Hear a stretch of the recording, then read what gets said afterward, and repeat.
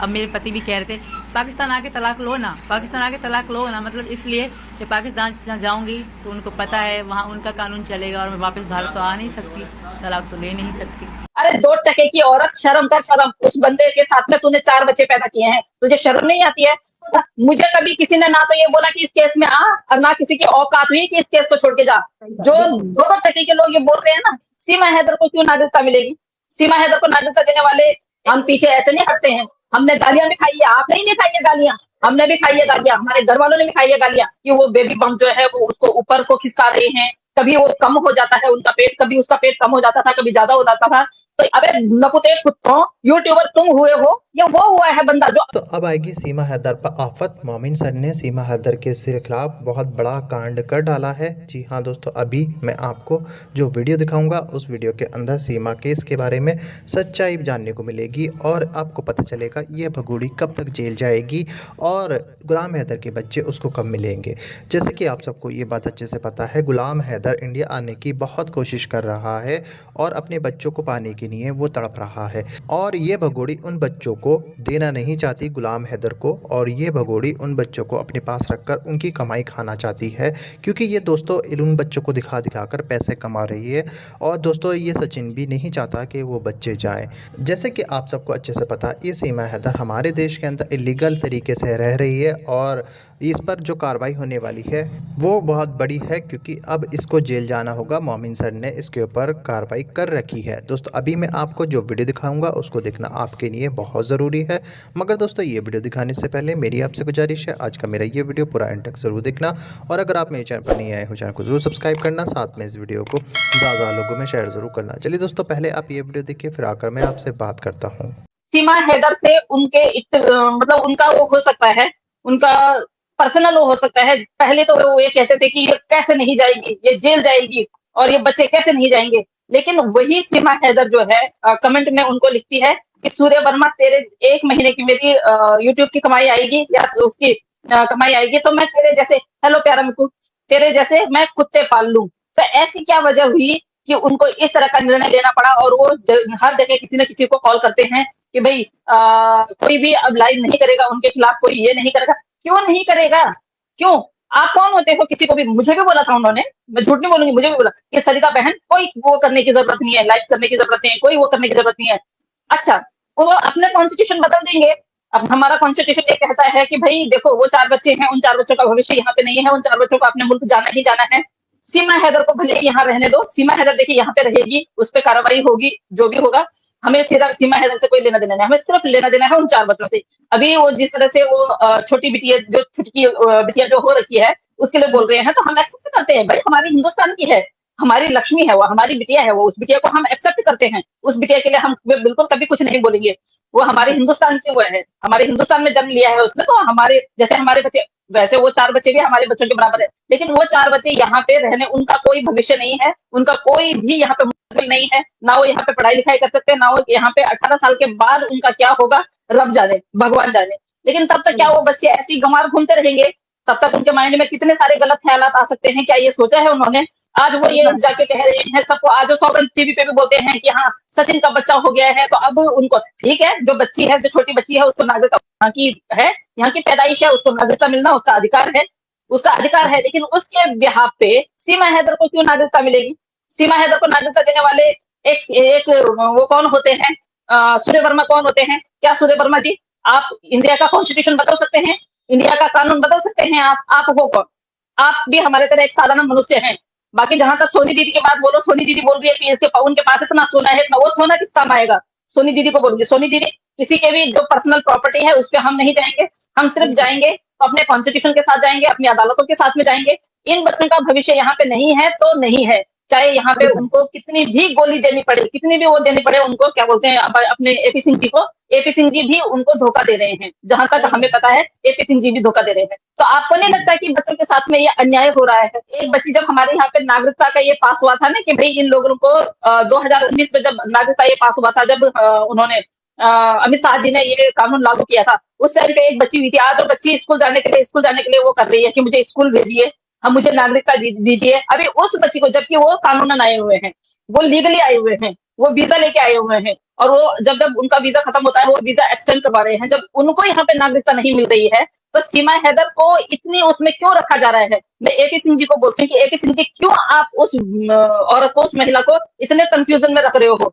ठीक है, उस पर जो कार्रवाई होगी उसको देखो, एक बार के लिए उसको जेल जाना पड़ेगा। दूसरी बात, जो जिस बिटिया का जन्म हुआ है, पहले तो मैं बोलती हूँ कि किसी बिटिया को उन्होंने जन्म नहीं दिया है। मैं साफ सीधी बात बोलती हूँ, कोई मुझे ट्रोल करे, कुछ भी करे, आई डोंट केयर, मुझे फर्क नहीं पड़ता है। देखिए, हम लोगों ने, आप लोगों ने, हम जो महिलाएं हैं, हमने बहुत अच्छी तरह महसूस किया है, हमने देखा है कि वो बेबी बम जो है वो उसको ऊपर को खिसका रहे हैं, कभी वो कम हो जाता है उनका पेट, कभी उसका पेट कम हो जाता था, कभी ज्यादा हो जाता था। तो इस तरह से कोई भी महिला जो गर्भवती होती है वो अपना पेट सेट नहीं करती है, कभी उसका पेट कम नहीं होता है। जिस दिन डिलीवरी थी उस दिन आप ये बताइए कि डिलीवरी के दिन उसने खुद वो, मतलब उसको पेन नाम की कोई चीज नहीं थी। अगर पेन होता उसको तो डेफिनेटली वो गाड़ी में बैठी हुई होती और उसका कैमरा चालू होता, कैमरे में वो वीडियो बना रही होती। ऐसा कुछ नहीं दिखाई दिया, कैमरा वीडियो जरूर बनाई है पर आराम से खड़े होके कि हमें डॉक्टर ने 7 बजे बुलाया था, हम 8 बज गए, घर पे ही 8 बज गए। और उसके बाद जब वो वहां जाते हैं तो सुबह पौने 4 बजे, 4 बजे 3:55 पे समथिंग ऐसे कुछ वो बेबी हुआ और उसे वो आराम से बैठ के गई है।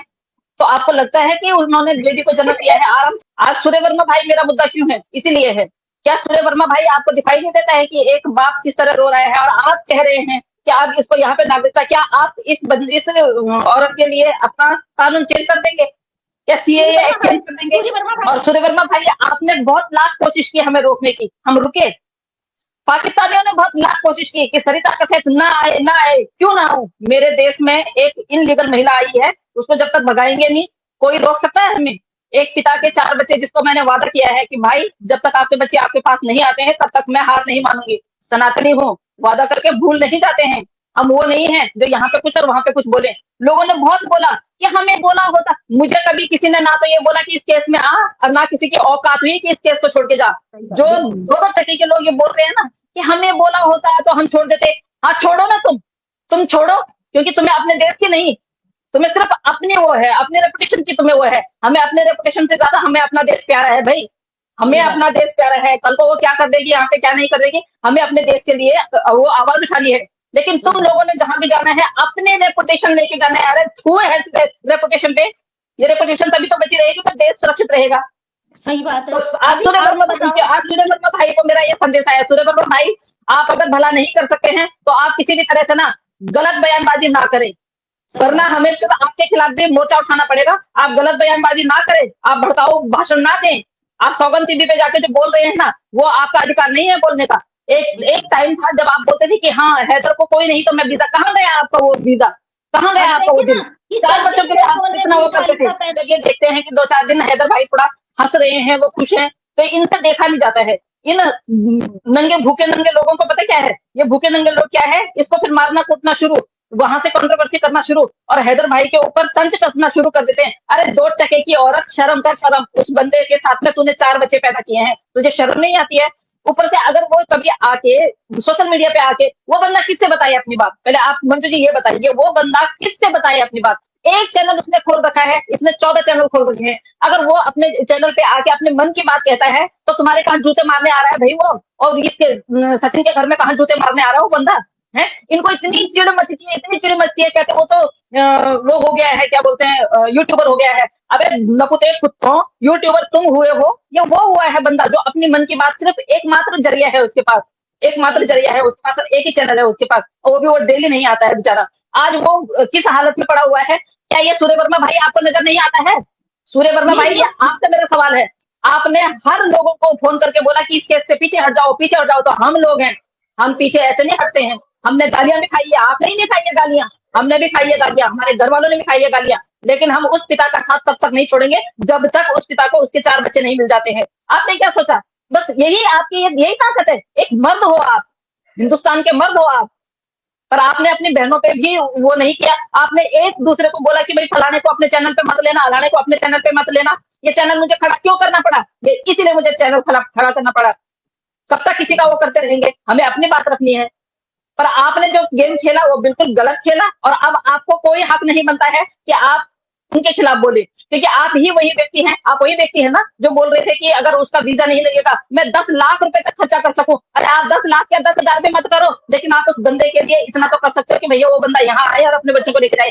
क्यों, आपको क्या प्रॉब्लम है? क्योंकि मैं इतने दिन से आपके वो देख रही हूँ सौगंध टीवी पे, और सौगंध टीवी वाले भी कैसे हैं, उन सौगंध टीवी वालों की भी कंप्लेन कर देंगे।